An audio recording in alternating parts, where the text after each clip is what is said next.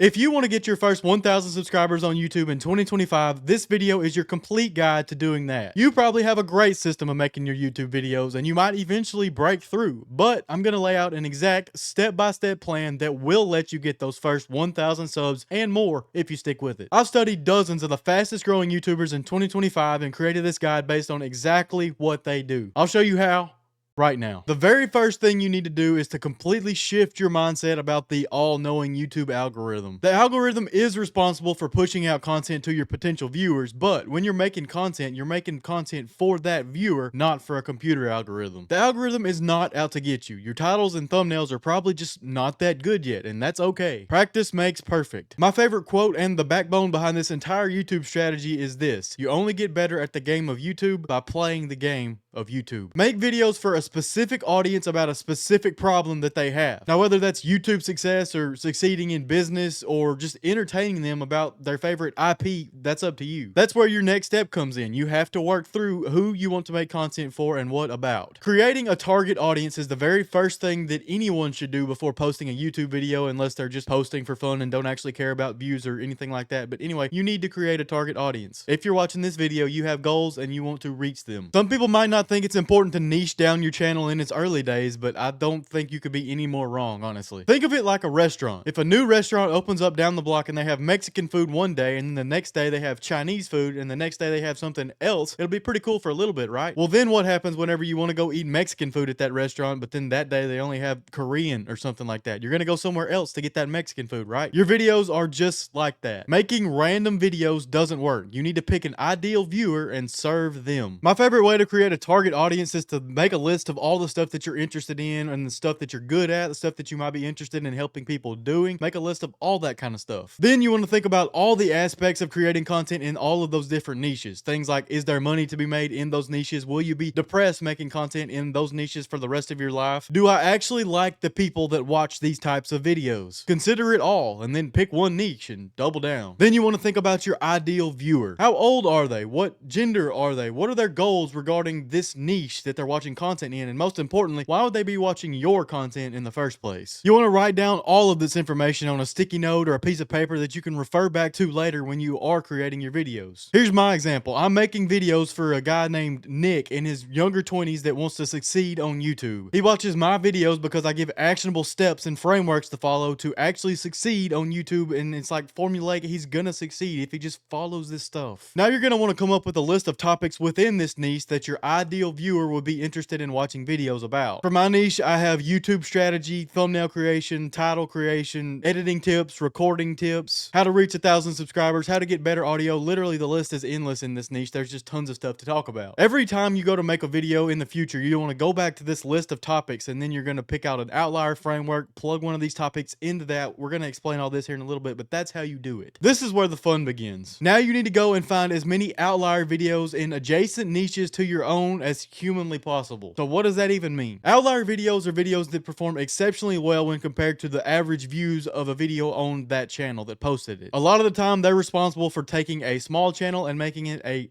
big channel. So now you want to go on the hunt and find these Outlier videos in niches adjacent to your own. Well, what does that part mean? Sticking with my own personal example, YouTube success, I can go to the adjacent niche of how to succeed in business, TikTok success, personal development, stuff like that. There's videos and frameworks I can follow that are outliers in all of those different niches. When you do this long enough, you don't even have to go to adjacent niches. It's just really easy to copy a framework from something that already sounds like the content that you are making. So if you're making gaming content, say you're a Minecraft content creator, you can use Call of Duty videos, you can use Fortnite videos, Rainbow Six. Literally, the possibilities are endless. You're just looking for Outlier videos to use as frameworks. The best way I found to do this is to use vidIQ, which is a free software that I use for basically everything when it comes to YouTube research and ideation, stuff like that. It gives a list of actual outliers every day for free, and also on like your YouTube homepage and search page, you can see the outlier multipliers of these videos. I'll show you right now on screen. I only use the free version, and it's great. I'll put a link in the description for it if you want to check it out for for yourself. I'm not a shill or anything. It's free. I use it all the time. If you see that little multiplier by the video title right there, I put it on screen. That's the multiplier that shows you how much of an outlier the video is. The higher that number, the more of an outlier it is. For the most part, you want to take these outliers that are higher in number and kind of copy the frameworks that they use. Every time you find one of these outliers, it's a good idea to screenshot them and throw them into a document or a swap file, something like that. You can and should look at this document you've created to look at all these different outliers. Every time you go to make a video, just pick one out and follow that framework. It's really not hard. They are proven outlier videos, so they will work for your channel. I actually have my own swipe file document that I put all of my outliers that I find in, and you can access them for free at the link in the description. It's right there. It's free. I've done it for you, so there you go. Go crazy. So now that you have that outlier list and all these ideas flowing through your head, you need to pick out one that you're going to emulate and start the process. Start with your title. Once you found an outlier framework that you're going to follow and a topic from that topic list you made earlier, you're going to want to start reverse engineering the title of the outlier and putting your own topic in there. In that outlier title, you're going to want to replace the subject of the title with the topic that you've come up with. How do you know what part's the subject? Well, you're going to follow this title framework right here. Subject plus goal plus intrigue factor equals a great title. In the title framework, the subject and the goal can kind of be the same thing, but the intrigue factor is the part that stays the same. The other stuff is what you want to change with your own topic. Using the title of this video as an example, if I wanted to reach 1,000 subscribers in 2025, this is what I'd do. The subject and the goal do overlap in this title. Getting 1,000 subscribers in 2025 is both the subject and the goal. The intrigue factor is just the framing of the topic. It's that unique part. If I wanted to blank, then this is what I'd do. You can literally break down any YouTube title using this framework and find out what makes it tick. An entertainment example of this, if you're in the entertainment niche, would be like Mr. Beast's $1 versus $1 million something. You could do something similar to this without using actual monetary values. You could say like 1 hour edit versus 10-hour edit, something like that. It keeps that intrigue factor of Mr. Beast's title, which is like the framing of the topic, which is the $1 versus 1 million or the 1 hour versus 10 hour, and it just changes the subject. You can do this for hours and hours on your own and see what I'm talking about. It's really, really simple. But anyway, once you figured out that title, you figured out your subject plus your goal plus your intrigue factor, you've copied this outlier title of the video that you want to emulate, then you want to move on to your thumbnail. The thumbnail is often glossed over in videos like this because advice channels just think that most people know how to make a good thumbnail. That's simply not the case, and you probably need help with this too. I know I probably still do as well. In my opinion, the thumbnail is the most important part of your entire video because it's the first thing that the viewer sees. It's what catches their eye. That being said, it's extremely important for the thumbnail to be clear so that the viewer can understand it upon first glance. Most of the time, people just scroll through real quick. Something's got to catch your eye, and you have to comprehend what you're seeing. For the most part, you should use your face with an exaggerated emotion on it as the focal point of the thumbnail. Or if you're making faceless videos or you're in a niche where you're talking about like a TV show or something like that, you can use a character from that, like their face, their image as the focal point. It really does vary based on what kind of content you're making, but talking head videos, stuff like this, use your face. NC Hammer 23 that makes Naruto content will be a great example of somebody that doesn't use their face. They use like Naruto character faces as the focal point of their thumbnails. Any media review channel is going to do that. They're not going to use their face. Anyway, you're going to want to make sure that your thumbnail stands apart from others by using contrasting colors. A darker background with your face overlaid and some bright, bold text is a great rule of thumb.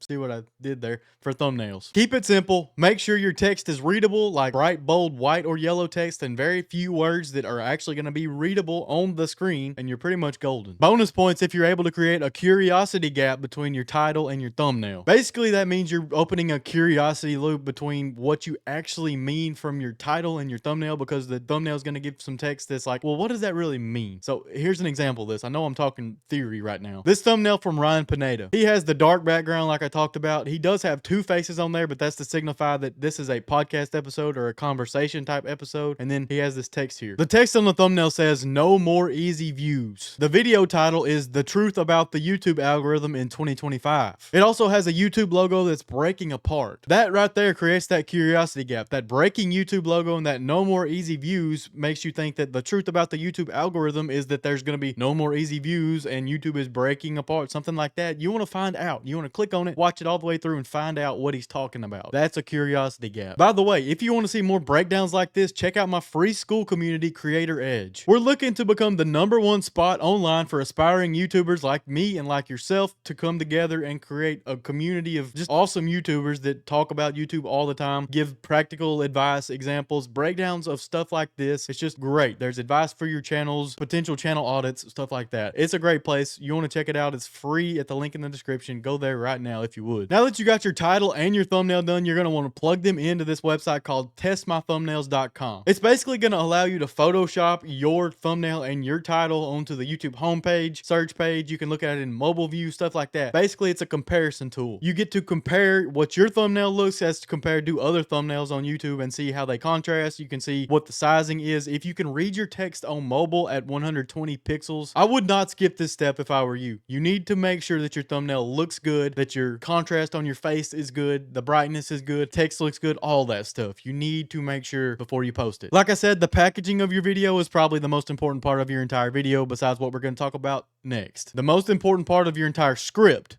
is the hook. The hook is the easiest thing to learn, but the hardest thing to master when it comes to YouTube. There's an exact formula that you can follow to simplify this down to its core. I actually made a checklist for myself about this formula that I'll just give to you. It's down there in the description also. There's a bunch of resources down there. You should check them all out, seriously. So the hook is technically the first sentence of the intro, right whenever the viewer clicks onto your video from the title and thumbnail, that hooks your viewer in for the rest of the video. All of that hard work that you just put into your title and thumbnail mean absolutely nothing if your hook's not clear enough to hook the viewer in for the rest of the video. So the first thing that you want to consider is that your viewer is clear about the topic of the video. If they clicked on your video because the title and thumbnail are about reaching that first 1,000 subscribers on YouTube, then you need to make that clear in the hook. I want to do something fun here. I actually did not write out the hook and intro of this video yet because I wanted to do this with you kind of on camera right here. My video is titled, "If I Wanted to Get 1,000 Subscribers in 2025, This Is What I Do." I'm going to remix this title into a hook that uses you and your pronouns. More about that in a little bit. So I think my first sentence and hook are going to be this: if you want to get those first 1,000 subscribers in 2025, this video is your complete guide to doing that. That checks off every single box on the checklist that I mentioned earlier. First of all, the topic is clear and the context is immediately given, and it relates back to the title and thumbnail that we just created. It's written in active voice. That basically means that the verbs are active, they're not passive. If you're not clear about any of this kind of stuff, take that hook, throw it into ChatGPT or Claude and have it rewrite your hook in active voice and it'll do it for you. It's easy, simple, it's not really changing anything or cheating, just do it. Now it also uses you and your pronouns, which is very important. You don't want your hook to be about you, you want it to be about your viewer, so you're gonna say you. So I guess technically it is about you, but not you. You know what I'm saying? Using you and your allows you to aggravate the viewer's pain points, basically. So it's like you want to reach those first 1,000 subscribers. Finally, you want to ask yourself the question, is there more than one way that this hook or this first sentence can be interpreted? And if so, then you need to rewrite it. But if not, then you're golden. Now that the actual hook is written, you got to write the rest of your intro. Your next sentence should be used to give a little bit more about the topic and then contain a pattern interrupt and a twist into the value that you're going to provide your viewer. What am I even saying? That doesn't even sound like English. So let's break it down. In short, you want to tell your viewer that what they have heard about your topic is wrong and you're going to tell them what's right about it. Even if you aren't really changing something, just reframing a topic like this gets the attention of the viewer. So how do you go about doing this? Let's go back to my example. My hook is, if you want to get your first 1,000 subscribers on YouTube in 2025, this video is your complete guide to doing that. From there, I need to say a little bit more about this topic, and then I'm going to contain some kind of interrupt like a but or an although or a here's the thing. Then I'm going to twist into what I'm actually going to give you. So here's my example. You probably have a great system of making your videos and you might eventually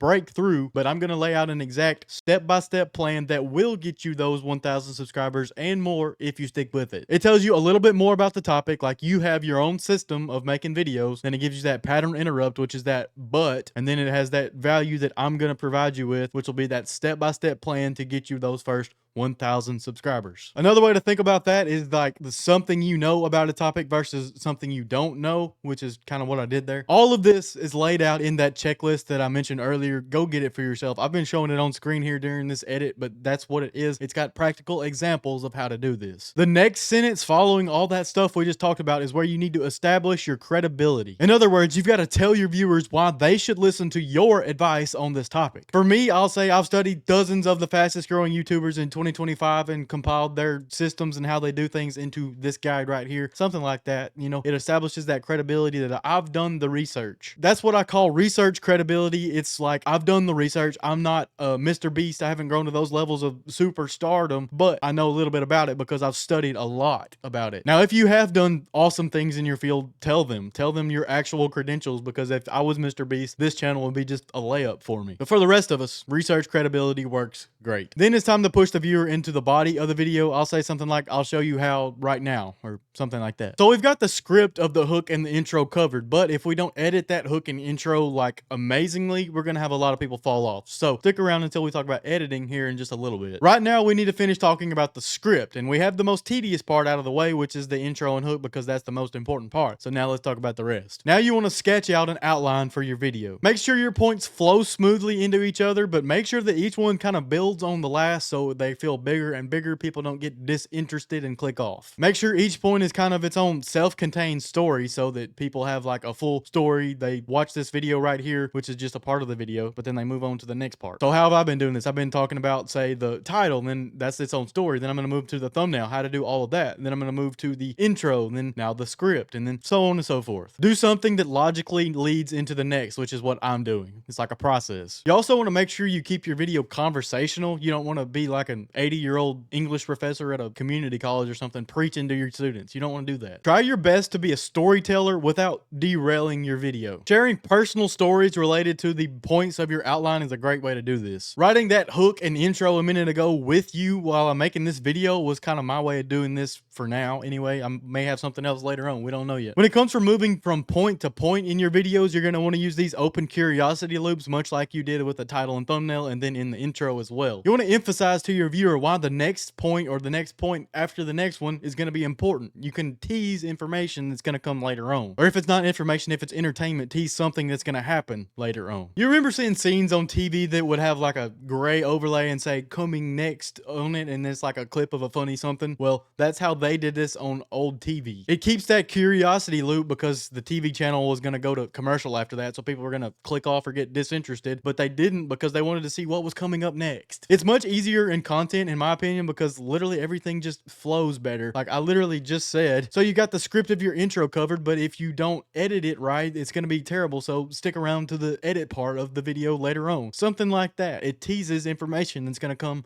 later on. Make sure you keep opening these curiosity loops for your viewers and you'll have great retention. Now, at the end of your script, after you finished all your points and you're gonna start your little outro or whatever, don't do that. Cut straight to your call to action. A call to action is what you want your viewer to do after your video's over. You don't want this long-winded wrap up and outro. You want to cut straight to what you want your viewer to do, because in 2025, the outro is dead. People are gonna hear that ending language, they call it, like, in conclusion, this is what we did in this video. Nobody wants to watch that anymore. They're gonna go to the next video and forget all about you. You need to cut to what you want them to do. You want to finish your points and point your viewer to a specific video or playlist on your channel, and you're going to add an end screen element to do that, and we're going to talk about that more later on in the video. If you're trying to grow your business or something like that, you don't have to point your viewer to another video. You can point them to something to do in your description, like the link in the description leads to the school community, something like that. That's what I do, you know, but anyway, you can do that as well. Whatever you want them to do, tell them to do it, and they'll probably do it if they watched all the way to the end. If you take your viewer off platform like that, though, you're probably going to lose some potential views that you would have otherwise and grow your channel otherwise, because they're going to click on that video and watch more of your videos if you don't do that. But it all depends on priorities and what you're actually creating content for. Before we talk about recording your videos and production and post-production, all that good stuff, I got a bonus tip for you. Batch record videos if you possibly can. It takes a lot of time to set up your recording equipment and block off time in your schedule to record, so do multiple videos at once if you can. Take that extra time and write and then record 2 or 3 videos at once if it's not going to take away from your upload and posting schedule. If you're posting multiple videos a week, this is a huge time saver. Trust me, this is what I do. Don't do this if it'll cause you to miss your once a week upload, because the trade-off of that is really not worth it unless it's only once. If you miss one weekly upload but then you get ahead of schedule for the rest of eternity,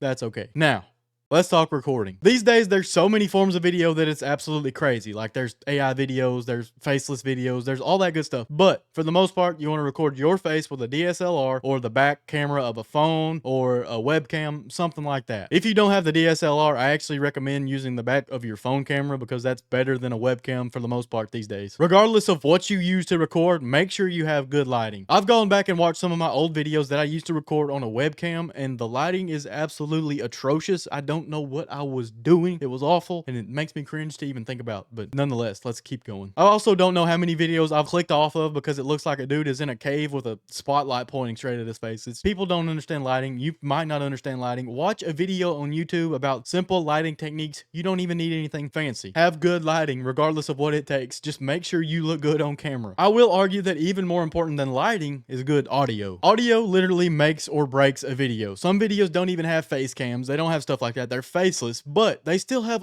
audio. Besides cheap little lighting solutions, mics are probably the cheapest piece of gear that you can upgrade, and you can use software to make even a cheap mic sound really good. Here's some practical tips for your audio. Record in a small room and reduce background noise if you can. Having an area rug or a bed or something in that room to absorb echoes and stuff like that actually does help a lot. You see, I'm recording in a bedroom. It's not my bedroom, it's just a guest bedroom. But anyway, use some sort of equalizer software or some sort of plugins to make your audio sound better. There's complete guides out there for any mic you can think of to do this. I'm not going to get into it right now, but some sort of compressor, EQ adjustments, stuff like that, noise gates. Before you record an entire video, make sure that both your audio and your video are working well. Record your intro one time and watch it back. Make sure that your video and your audio are working great before you go through the rest of your entire video. Then you can re-record your intro. You need to record it multiple times to get the right energy anyway. I'm telling you right now, the worst feeling in the world is to spend 30 minutes or an hour recording and then you play it back and the video and audio is terrible. Just please double check for me. Editing is the next step in the process. I want to preface this by saying you do not need to spend too much time editing your content unless you're in like a highly produced niche like Mr. Beast or something. The Mr. Beastification of YouTube is over for the most part. Less edited videos are actually, working again. That being said, you do need to use jump cuts and cut down on the pauses unless they're being used for dramatic effect. Cut down your footage so that you're not wasting a bunch of time in between sentences, something like my videos. They move fast enough to keep you engaged, but they're not ridiculously over edited like Mr. Beast's videos. Make sure you include some sort of pattern interrupt every 20 or 30 seconds or so. This can be a cut to B-roll or a dynamic zoom or throw a subtitle on the screen, something like that. This kind of editing does not take a ton of time or effort, and it greatly increases retention, so you should really look into it. Like it or not, the TikTok age has ruined attention spans, so you need to be quick enough to keep people engaged. Now, when you're editing the hook, it needs to have some sort of pattern interrupt every 3 to 5 seconds or so. You need to keep the suspense up so people don't click off in that first 30 seconds. Then you can kind of settle your viewer into the rest of your video and go throughout the rest of that edit. Also, you want to make sure that your music and sound effects are not too loud if you're using them. A video where the music is so loud you can't even hear what the guy is saying is one of the biggest pet peeves of mine on YouTube. One more practical tip for editing. Study your audience retention graphs after your videos. Wherever a significant amount of your viewers drop off in that retention graph, look at it in the edit and make sure it's not something you did in the edit or made it boring, something like that. It could be a lull in the information of your script, like something that your viewers are not interested in, and that happens. You can fix that later on too. But if it's something in your edit, go and fix that and don't do it again in the next one. Now that you've edited your video, it's time to start optimizing your upload. This starts all the way back at exporting your video from your video editing software. Make sure you export your video file under the exact name that you're going to title your video later on. This helps in the metadata and SEO, all that good stuff on YouTube, the whole 9 yards. You just want to make it parallel with the actual title of the video. Then you want to upload your video to YouTube a good 4 hours or so before you schedule it to go public, overnight if possible. You'll want to use your YouTube analytics or vidIQ or something like that to analyze when your viewers are on YouTube watching your videos the most and schedule your video to go public a few hours before that. Uploading the video and scheduling it like that will allow YouTube to do all of its checks and all that good stuff before it actually goes public. That'll allow the algorithm to actually push your video out to your viewers whenever it's public. Then you'll want to optimize your description using a keyword-rich summary paragraph of your video down below all your relevant links and stuff like that. All you have to do is paste your script or the transcript of your video that YouTube gives you into ChatGPT or Claude and tell it to give you a keyword-rich summary paragraph about this topic and make sure that it works, all that stuff. Make sure it's good keywords, and then just post it under your links in your description. Then you can stay in the same prompt window and tell it to generate 500 characters worth of tags to put in your tags block of that upload. You can also A/B test up to 3 different thumbnails, so if you weren't sure about which thumbnail would actually work with your video title and that upload, you can make 2 other thumbnails and test and compare them with the first one you made. You can also do that later on if your first thumbnail isn't working at all and you're not getting any views. Make sure you fill out all the little boxes in your YouTube details, like when the video was recorded, where it was recorded, that it's not for kids, all that good stuff. If it's there, fill it out. Add your relevant links to the top of your description, like all the stuff that I've talked about in this video, all these resources, I'm going to put them in that description at the top above that summary paragraph. Below that summary paragraph, you can add timestamps. They keep your viewers around, like the viewer can skip around to the point that they actually want to watch, because if they can't, then they might just completely click off of the video. And they're also free SEO for your channel. I don't know how many times I've pulled up a Google search and searched how to fix this, and then it just pulls me into a timestamp of exactly how to fix this in a video. Next, you want to add the 3 best hashtags for your video at the bottom of your description. Say like YouTube success, YouTube tips, how to reach 1,000 subscribers. Those 3, whatever the best 3 are, put those at the bottom of your description. I don't know how much they actually work, how much they actually do for your video, but if you can do it, you should. Now, once you've posted your video, you've got several more actions to take. I'll tell you right now, the most important point in this entire video is going to be the last point in it, so stick around for that. Now, the same day or a couple of days after, something like that, you want to make a community post about your video using that topic of that video. You'll want to include an image or a GIF or a poll, something like that in that post, because that boosts the engagement of your post. But you want to link that post back to your video, because that's the goal of the post, to get more eyes on the video. Then you can cut shorts from your video. If you're going to do that, you want to link those shorts back to that video, and it's just free exposure. Check back in a few days and look at your video. If it has a significant amount of impressions, but it has a very low click-through rate and it's just not performing well at all, you can change your title or your thumbnail. I would start with the thumbnail, especially if you didn't A/B test 3 different thumbnails at the very beginning. You can do this now. On the other hand, if your video doesn't have many impressions at all yet, just wait. Sometimes you just need to keep up your weekly cadence of posting YouTube videos for the algorithm to actually pick you up at all. It needs to make sure you're not a bot account. All that leads to the most important point of information that I talked about just a second ago. Keep it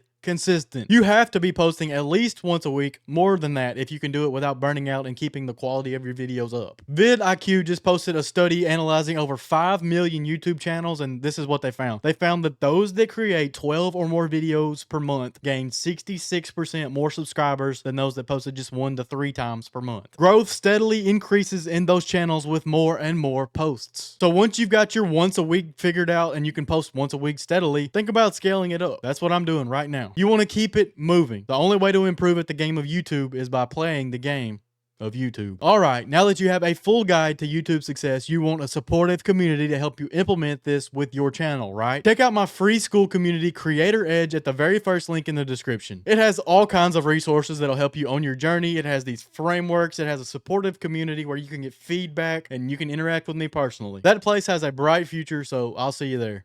Peace.